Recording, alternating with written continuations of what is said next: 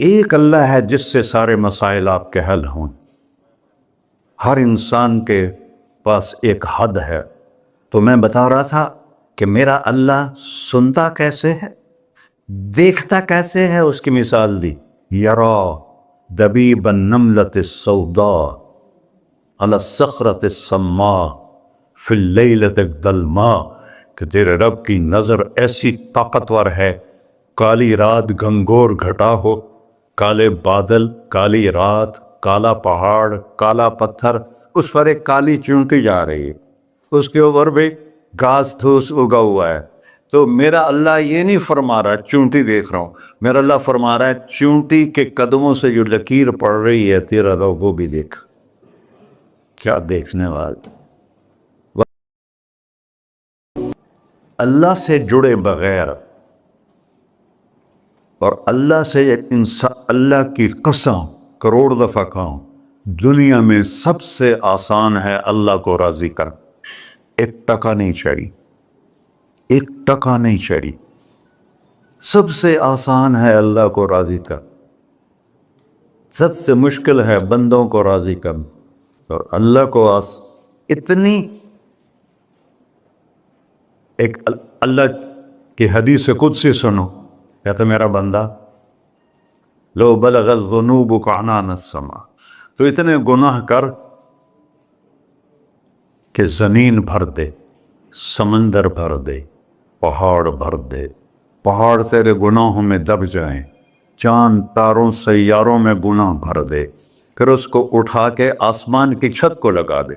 آسمان ناقابل دید ہے، آج تک کوئی نہیں دیکھ سکا، نیلا رنگ تو روشنی ہے سورج کی، اور تو آسمان کی چھت کو ایک عورت، ایک مرد، میں کہتا ہوں سارے فرشتے، سارے انسان، سارے جنات اور جانور بھی انسان بن کے گناہ کریں قیامت تک نہیں اوپر جا سکتے، اور میرا اللہ کہتا ہے تو ایک مرد عورت اتنے کر کہ آسمان کی چھت کو لگائے، اور ساری دنیا کے مفتی کہیں گے بدبخت ہے، برباد ہے، کافر ہے، مرتد ہے، کہا نہ سنی نہ دیگر میرے کو آ جائیں، اور میں نے صرف ایک باری آکھی اللہم اغفر، اللہ مجھے معاف کر دے، تو اللہ کہتا ہے غفرت لک ولا ابالی، تیرے سارے معاف کر دوں گا اور مجھے کوئی پوچھنے والا نہیں اور مجھے کوئی پرواہ نہیں۔ ایسا رب کئی اور ہے جو ہم اس کا در چھوڑ کے پھکے کھا رہے ہیں؟ ہمارے لیے تو نمونہ ہمارے نبی کی ذات، نہ کہ مغربی اقوام۔ مغرب میں تو جا کے سورج بھی ڈوب جاتا ہے، تم کہاں سے طلوع ہو؟ میرا نبی کو اللہ نے مشرق میں پیدا کی، مغرب ڈوبنے کی جگہ ہے، مشرق ابھرنے کی جگہ ہے۔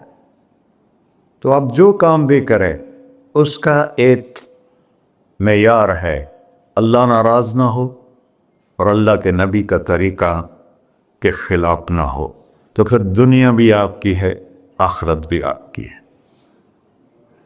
تو اللہ سانا اچھا، اب معافی مانگ لی، توبہ کر لے، ٹھیک ہے، پھر گناہ ہو گیا، اب کیا کریں؟ اللہ تعالیٰ کہتے آ جا پھر معاف کر دوں گا۔ پھر گناہ ہو گیا، پھر کیا کریں؟ تو اللہ کہتا آ جا پھر معاف کر لوں گا۔ اغفر لہم ما استغفرونی، جب تک توبہ کرتے رہو گے میں معاف کرتا رہوں۔ جاوید چودھری نے نا مجھے فون کیا، وہ جو کالم والا ہے، کہ مولانا صاحب آپ لوگوں کو گناہوں پہ اپھار رہے ہیں۔ میں نے کہا خیر ہو انشاءاللہ، وہ کی میں کہتا آپ کہتے ہو جتنے مرضی گناہ کرو توبہ کرو معاف ہو جائیں گے، پھر توبہ کرو معاف ہو جائیں گے، آپ کا نوکر 2-3 دفعہ کرے خرابی تو آپ اسے معاف کریں گے؟ میں کہا بڑا بے وقوف ہے تو جاوید چودھری، تو تارے زمین سے اللہ نے حکمڑا چھڑا ہے، میں تو اپنے بیٹے کو معاف نہیں کروں گا۔ نوکر تو بات کی بات ہے، وہ اللہ ہے، وہ اللہ ہے۔ لن تبلغوا ضری فتضرونی ولن تبلغوا نفعی فتنفعونی، تمہاری عبادتیں مجھے نفع نہیں پہنچاتی اور تمہارے گناہ مجھے نقصان نہیں پہنچاتے، تمہارے نافرمانیوں سے میں چھوٹا نہیں ہوتا، تمہاری فرمان برداری سے میں بڑا نہیں ہوتا، میں اللہ اکبر۔ ہم کہتے ہیں اللہ ہر شے سے بڑا ہے، یہ بھی ٹھیک ہے، لیکن اصل معنی یہ نہیں ہے. شے تو شے ہی کوئی نہیں، شے تو مخلوق ہے. کہ تو مخلوق ہے، خالق اور مخلوق میں کیسے جوڑ بیٹھائیں؟ ہاں بھائی، چوہا چھوٹا ہے، ہاتھی بڑا ہے، ٹھیک ہے، لیکن زمین چھوٹی ہے اور اللہ بڑا ہے، یہ تو مذاق ہے تکبیر کا. اللہ اکبر من ان یوسف، یہ اس کا اصل مطلب ہے کہ جتنی تعریفیں اللہ کی کر لو، جتنی حمد و ثنا اللہ کی کر لو، اور قیامت تک کرتے رہو، سارے مل کے کرو. سمندر کو سیاہی بنا دیتا ہوں، درختوں کو قلم بنا دیتا ہوں، تم پر علم کھول دیتا ہوں، لکھو میری تعریف تعریف تعریف تعریف تعریف. سمندر خشک ہو جائے گا، قلم ٹوٹ جائیں گے، تم تھک جاؤ گے، تیرا رب اس سے بھی بڑا ہے، تیرا اللہ اس سے بھی بڑا. چونکہ ابتدا کوئی نہیں، انتہا کوئی نہیں. ہر چیز کی ابتدا بھی ہے، انتہا بھی ہے. هو الاول والآخر والظاہر والباطن وهو بكل شيء علیم، سورہ حدید. وہ اول، وہ آخر، وہ ظاہر، وہ باطن. اس کو میرے نبی نے کھولا. انت الاول فلیس قبلک شیء، تو وہ اول ہے جس سے پہلے کچھ بھی نہیں ہے. وانت الآخر فلیس بعدک شیء، تو وہ آخر ہے جس کے بعد بھی کچھ نہیں ہے. وانت الظاہر فلیس فوقک شیء، تو اتنا بلند ہے کہ تیرے اوپر کچھ نہیں ہے. وانت الباطن فلیس دونک شیء، تو اتنا چھپا ہوا ہے کہ تجھ سے کوئی چیز چھپ نہیں سکتی. وسع سمعہ الاصوات، اللہ تعالیٰ کہتا ہے اس وقت میں نے ایک جگہ پڑھا تھا، ٹھیک ہے یا غلط، اس وقت دنیا میں 6000 زبانیں بولی جا رہی. اس سے پہلے بھی ہزاروں بسی، آئندہ بھی ہزاروں آئیں گی. 6000 اس وقت بولی جا رہی. اور اللہ تعالیٰ فرما رہا ہے تم سارے بولی تو رہے ہو، میں بھی بول رہا ہوں. اب سارے بازار بول رہا ہے، ساری دنیا بول رہی ہے، چرند پرند بول رہے ہیں. اللہ تعالیٰ فرماتے ہیں سب کی سنتا، کوئی غلط فہمی نہیں لگتی.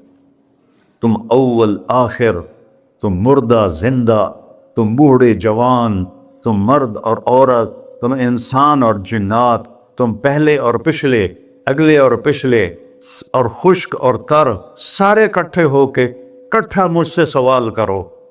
ذو لا یلہیہ قول عن قول، کسی ایک کا بول سنتے ہوئے بھی مجھے غفلت نہیں ہوگی، سب کی سنوں گا. پھر سب کا چاہا دے دو.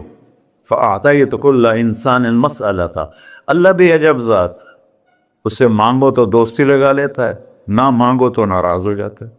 کیا شہن شاعر، اس سے مانگو، نمک بھی مانگو. میرے نبی نے کہا جوتی کا تسمہ ٹوٹ جائے تو وہ بھی مانگو. خوش ہو مجھ سے مانگ رہا ہے. اور کسی بندے سے جان چھڑانی وہ باعزت طریقے سے، تو اس سے قرضہ مانگنا شروع کرو. انشاءاللہ تھوڑا فون ہی ڈیلیٹ کر دے اور تھوڑی راہ ہی چھڑ جاوے. اور میرا اللہ کہتا تو مانگتا ہے یا مجھ سے، تو مانگ، میں خوش ہوتا ہوں. بھائی ڈھیر سارے مفتی بیٹھے ہوں گے، کھڑے ہو کے پینا نہیں سنت ہے. قرآن و فتویٰ لا دے ہو میرے ہوتے. تو اللہ سے دوستی لگانی ہو، مانگنا شروع کر بھکاری کی طرح. ہم مانگتے نہیں ہیں، ہمیں دعا کا طریقہ نہیں آتا. یہ جو بھکاری کھڑے ہوتے ہیں اچھی خاصی کمائی کرتے ہیں، لیکن آپ ان کے چہرے کے ایکسپریشن دیکھیں، کیا وہ مسکنت کی تصویر بنتے ہیں. پھر ہی آپ کچھ دیتے ہیں، میں نے 100 روپے دے دو جی، دو گے اس کو. ہم اللہ سے ایسے دعا مانگتے ہیں. اللہ کو اپنا دکھڑا سناؤ، اپنا غم سناؤ، اپنی تکلیفیں سناؤ. یا اللہ میرے ساتھ یہ ہوا، یا اللہ میرے ساتھ یہ ہوا، اب میرے ساتھ یہ ہو رہا ہے، تیرے تو سوا کون ہے، میں کتنے جاؤں، کرنا میرا کم، کر نہیں کرنا پھر بھی کر. یہ طریقہ ہے اللہ سے مانگنے. یہ تو ہماری نماز کے بعد اماموں نے دعا یاد کی ہوئی ہے، وہ دعا بھی گا گا کے پڑھتے ہیں. بھلا دعا تو فریاد ہوتی، کوئی فریاد بھی گا کے کرتا ہے. اللہ نے ہمارے امام مساجد کو ہدایت دے، یہ دعا بھی ترنم میں پڑھ رہا. تو ترنم تو خوشی کے موقع پر ہوتا ہے، اور دعا تو فریاد ہوتی ہے. فریادی بن کے مانگو، کہتا آ جاؤ دروازے کھول دوں گا. اور عجب بات بتاؤں، ایمان کی شرط نہیں لگائی، اسلام کی شرط نہیں لگائی، نیک ہونے کی شرط نہیں لگائی، ایک شرط لگائی، امن یجیب المضطر اذا دعاہ، ہندو مسلم کافر مشرک مومن میرے آگے رو کے مانگ لے تو دے دوں۔ انہیں پتہ نہیں کہ سارے مسلمان نہیں ہیں، مسلمان تو تھوڑے سے ہیں، 100 ارب، باقی تو سب غیر مسلم ہیں۔ وہ رب العالمین اس نے اپنا انٹروڈکشن کرایا ہے، الحمدللہ رب المسلمین تو نہیں کہا، رب العالمین کہا۔ ابراہیم علیہ السلام پہلے نبی ہیں جنہوں نے مہمان نوازی کی سنت جاری کی کہ مہمان کے بغیر کھانا نہیں کھاتے تھے، مہمان ہوتا تھا تو کھانا کھاتے۔ ایک مہمان آ گیا، انہوں نے کھانا رکھا، انہیں لقمہ توڑ کے منہ میں ڈال لیا، تو ابراہیم علیہ السلام نے فرمایا بسم اللہ تو پڑھ۔ وہ کہنے لگا میں تو اللہ کو جانتا ہی نہیں ہوں کہ پڑھا کی، تو انہوں نے کھانا اٹھا لی، پڑھ جا، میں کافر نے نہیں روٹی کھوا سکتا۔ وہ دروازے تک گیا تھا کہ جبریل آ گیا، اللہ کے خلیل، اللہ فرما رہے ہیں 70 سال سے میرا منکر تھا، میں نے تو اس کی روٹی کبھی بند نہیں کی، تو ایک وقت کی نہیں کھلا سکا، واپس بلاؤ اسے، اسے کھانا کھلا، میرا بندہ ہے، اسے کھانا کھلا۔ تو ابراہیم علیہ السلام دوڑے، آ جا بھائی، آ جا بھائی، کھانا کھا۔ اسے کہ کیوں؟ کہ میرا رب نے تیری سفارش کی۔ کہنے لگا تیرا رب اتنا اچھا ہے، میں اس کو مانتا بھی نہیں، پھر بھی میری سفارش کی ہے، مجھے کلمہ پڑھا دے۔ اللہ نے ایمان بھی دے کر۔ ایک اللہ ہے جس سے سارے مسائل آپ کے حل ہوں۔ ہر انسان کے پاس ایک حد ہے، تو میں بتا رہا تھا کہ میرا اللہ سنتا کیسے ہے، دیکھتا کیسے ہے، اس کی مثال دی، یرا دبیب النملۃ السوداء علی الصخرۃ الصماء فی اللیلۃ الظلماء، کہ تیرے رب کی نظر ایسی طاقتور ہے، کالی رات گھنگور گھٹا ہو، کالے بادل، کالی رات، کالا پہاڑ، کالا پتھر، اس پر ایک کالی چونٹی جا رہی ہے، اس کے اوپر بھی گھاس پھوس اگا ہوا ہے۔ تو میرا اللہ یہ نہیں فرما رہا چونٹی دیکھ رہا ہوں، میرا اللہ فرما رہا ہے چونٹی کے قدموں سے جو لکیر پڑ رہی ہے تیرا رب وہ بھی دیکھ۔ کیا دیکھنے والا، بڑا اسے ہینکی پھینکی ہو سکتی، اسے 2 نمبری ہو سکتی؟ بلاغ رسلنا لدیہم یکتبون، جو بول رہے ہو، جو کر رہے ہو، یہاں 2 بیٹھے ہیں، لکھے جا رہے ہیں۔ ما یلفظ من قول الا لدیہ رقیب عتید، تمہاری زبان سے بول نکلتے ہی فرشتہ اچک کے فائل میں لے لیتے، اور قیامت دن کہے گا اقرأ کتابک وَكُلَّ إِنسَانٍ أَلْزَمْنَاهُ طَائِرَهُ فِي عُنُقِهِ وَنُخْرِجُ لَهُ يَوْمَ الْقِيَامَةِ كِتَابًا مَنْشُورًا اقرأ کتابک کفیٰ بنفسک اليوم علیک حسیبا۔ میرے بندے یہ تیری فائل ہے، یہ کھول کے تمہیں دکھا رہا ہوں، کوئی ایک غلط لکھا ہو زیادہ کم مجھے بتا۔ کہے گا ما لہذا الکتاب، وہ مارے آ گیا، وہ ایک ہی ہو جائیں کتاب ہے، لا یغادر صغیرۃ ولا کبیرۃ الا احصاها، اس نے تو میری ہر نکی سکی چھوٹی بڑی ساری محفوظ کر دی۔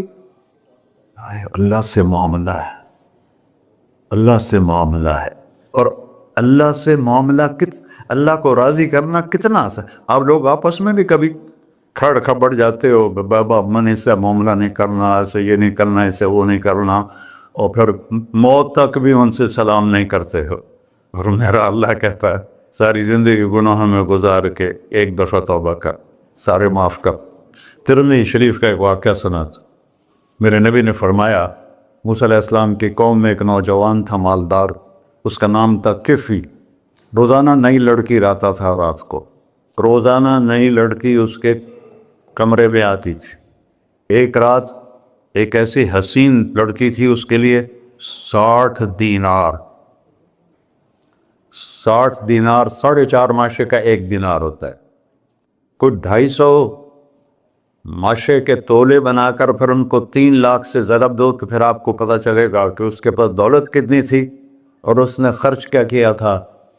تو جب وہ کمرے میں آیا تو اس نے دیکھا وہ لڑکی رو رہی تھی، تو کفل نے کہا میں زبردستی تو نہیں لایا،